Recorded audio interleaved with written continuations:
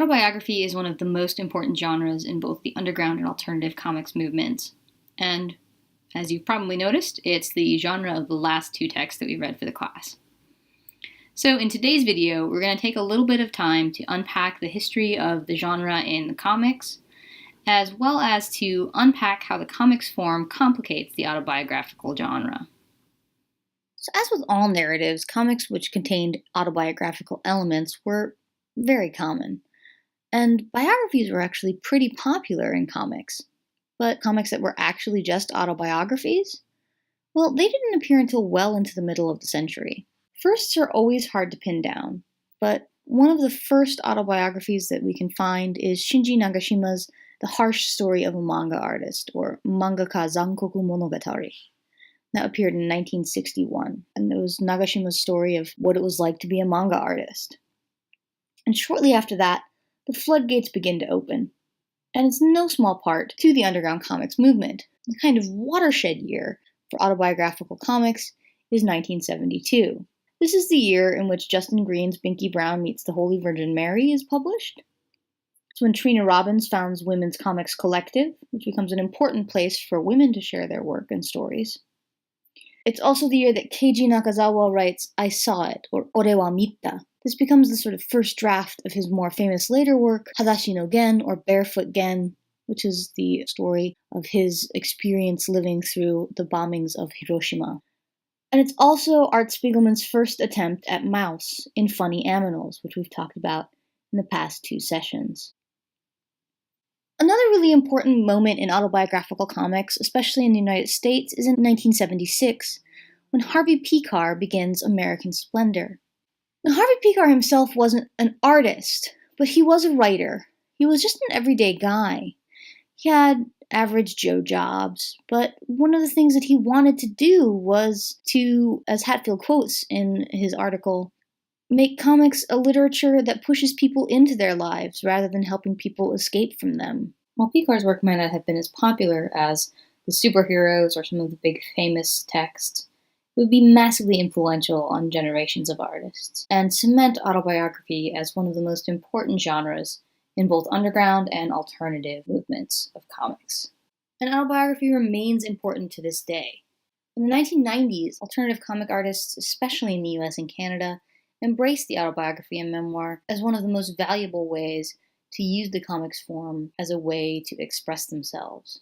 Artists like Joe Sacco in Palestine, which is both a piece of journalism and Sacco's own story, Howard Cruz's Stuck Rubber Baby, Julie Doucette's My New York Diary, Phoebe Gloeckner's Diary of a Teenage Girl, Seth's Palookaville, Chester Brown's Yummy Fur, James Kochalka's American Elf, to name, seriously, just a very small fraction, are all autobiographies of vastly different styles, types, and approaches of artists telling their own stories and their own lives, ranging from funny to heartbreaking, cartoony to photorealistic.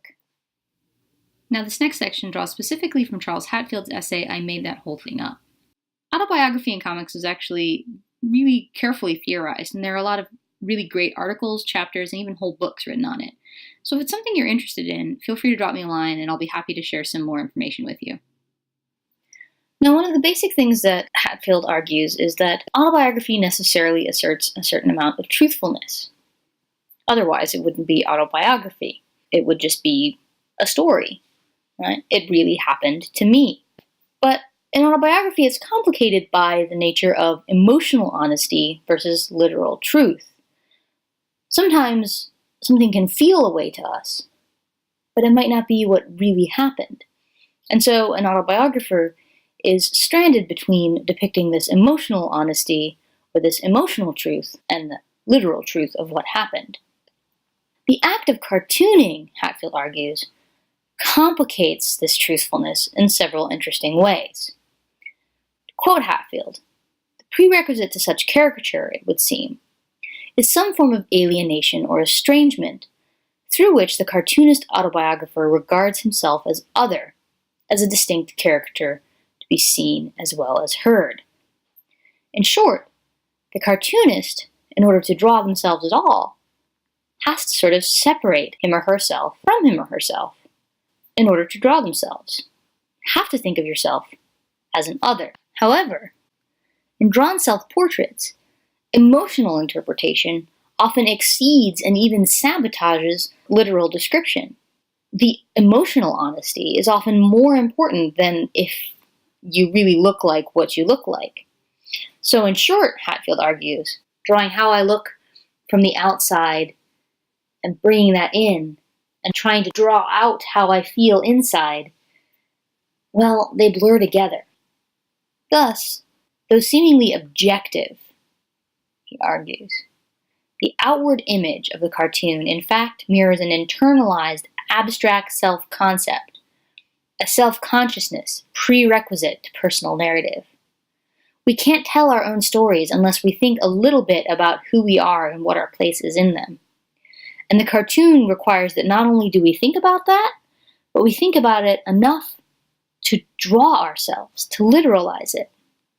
The cartoon self, Hatfield writes, enacts a dialectic tension between impression and expression, outer and inner, extrinsic and intrinsic approaches to self-portrayal. The cartoon self is a sort of literalization of the ways in which, when we're trying to tell a story about our own self and our own history, going between what we feel and trying to tell what really happened, and the way that those things can sometimes blur together in impossible to disentangle ways. Interestingly, he also argues that the self is presented as literally multiple and successive. So on the comics page, most of the time, when someone is drawing themselves, they will draw themselves in multiple panels. So there's not one single self that is unchanging, but the artist has to draw themselves over and over and over again, emphasizing the way in which we are constantly shifting and changing, and constantly having to confront the way that we shift and change, even if it's just slightly, all the time.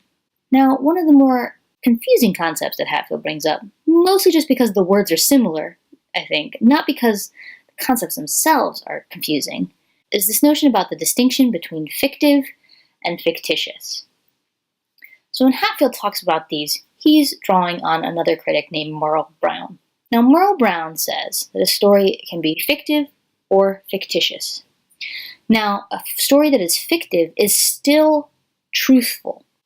And if it is fictive, yet truthful, it implies as part of itself the art of its making. If it is fictitious, autobiographical or otherwise, it does not acknowledge its own making. The difference here is something like what he talks about at length, something that we might sometimes call meta or metatextual. The difference between, say, a sitcom that pretends that everything's fine, that it's totally natural. There's no camera here. What are you talking about? These people are just acting like they would act in everyday life, the usual kind of sitcom. And a sitcom like The Office or Parks and Rec, in which the camera becomes part of the character. These characters in the second set of shows admit that they're part of a sitcom.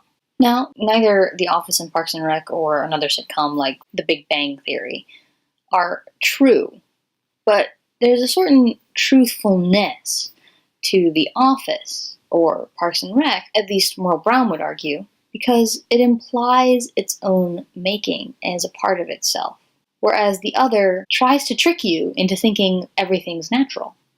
This results in what Merle Brown calls a kind of ironic authentication, that the implicit reinforcement of truth claims comes through their explicit rejection.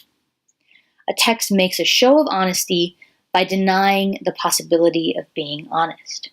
In short, by showing how fake it is, it proves to you it's being honest, particularly when it comes to the self.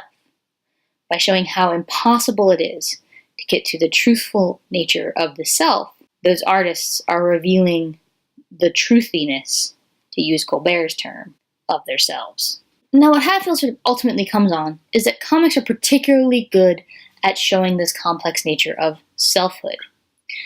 Because, as he says, the complex, multivalent meanings, irreducible to a single message, are possible in comics, precisely because of the visual-verbal tension, which enables the author to represent simultaneously various aspects or readings of him or herself. So there's something special about the comics form that allows these really complicated ways of representing the self. And for Hatfield, that's one of the reasons why, especially when we come to the underground and alternative comics movement, that autobiography becomes such a powerful genre. There's a lot of ways in which the comics form can really complicate autobiography, and autobiography can be a really rich form with which to experiment with comics. Next time, we'll wrap up by thinking about where comics is today and where it might be going in the future.